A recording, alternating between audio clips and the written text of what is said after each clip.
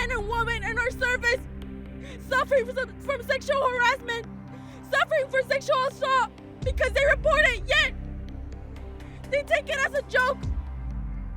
My sister's no joke. My sister's a human being. And I want justice. And I want answers.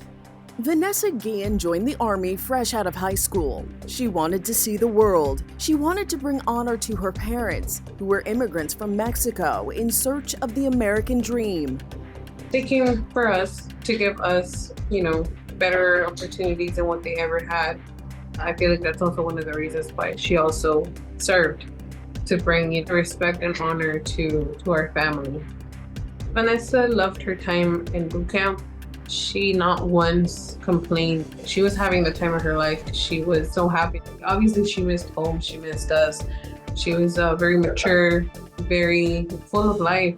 All that changed when Vanessa was stationed at Fort Hood in 2019, her family said. That's when she did let mom know that there was somebody bothering her, that they were harassing her, but that she was going to take care of it on her own. Vanessa vanished from Fort Hood in April 2020. Her family told reporters, base officials, and investigators that she had complained of sexual harassment. The Army said it had received no reports. That turned out to be false. 1 year later, the Army said she had twice reported sexual harassment before she was murdered on base with a hammer in the middle of a workday.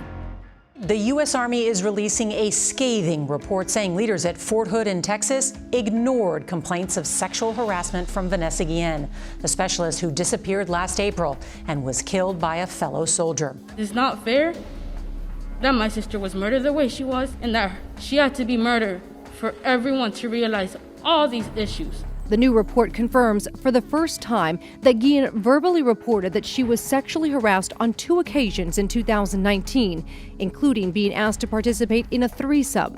In both instances, her supervisor failed to report the harassment, and other leaders failed to take action. Commanding General Michael Garrett has directed that 13 leaders be relieved of duty or reprimanded as a result of their failures, bringing the total to 21.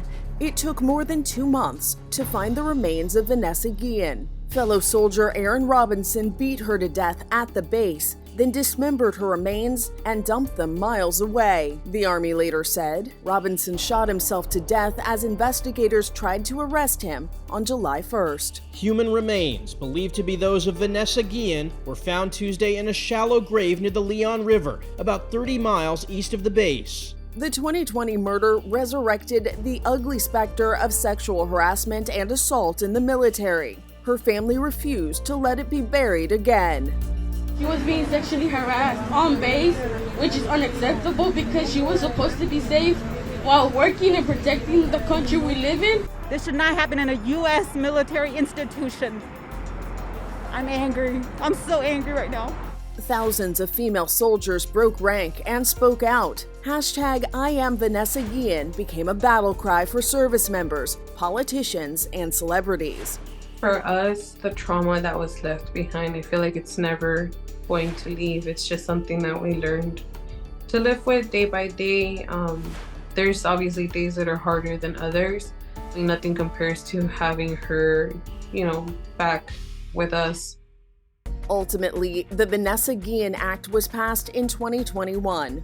New regulations removed a soldier's superiors from investigating sexual harassment and assault cases. The military was forced to admit it had not protected the women and men who protect this country. This is going to be an all-hands-on-deck effort under my administration to end the scourge of sexual assault in the military. But have things really changed since the new laws took effect?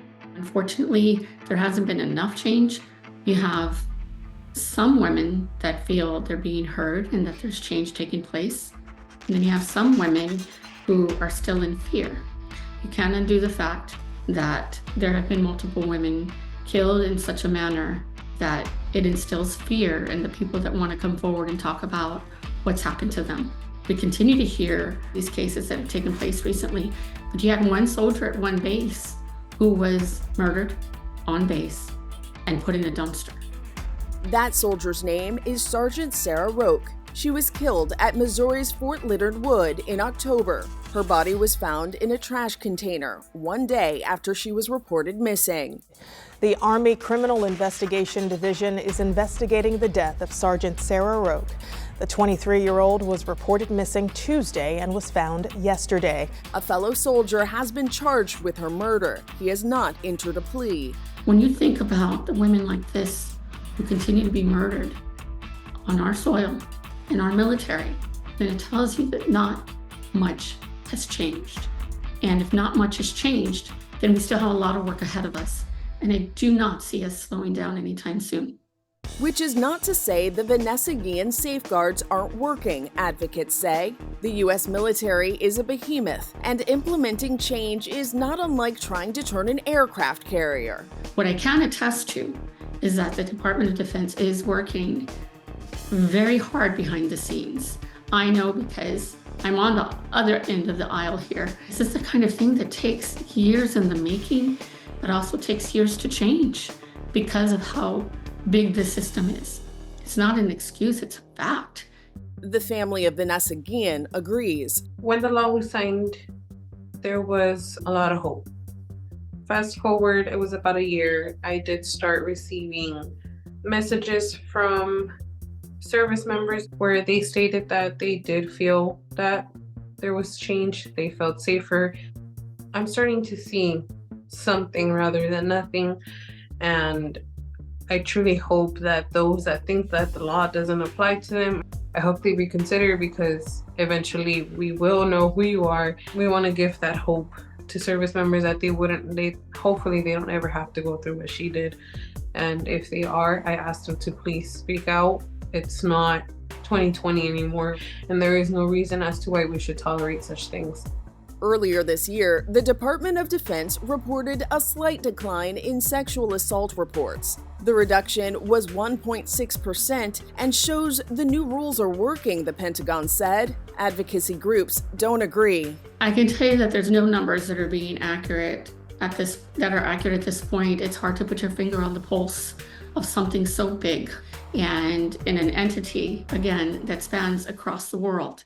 Gata served in the Navy from 1994 to 2002. She was sexually assaulted by a fellow service member, she said. It changed her life. Initially, it was something I wasn't willing to talk about because there's a level of shame that comes with it. It took a long time for me to contend with that. It took a long time for me to come to the realization that I needed help. I couldn't be somebody who told other people to seek help if I wasn't seeking help myself. Gata says she has no doubt that change, no matter how slow, is going to come. Who should be in fear is those that are not willing to make the change that we're asking for. And I say that with every fiber of my being. This is Inside Edition Digital.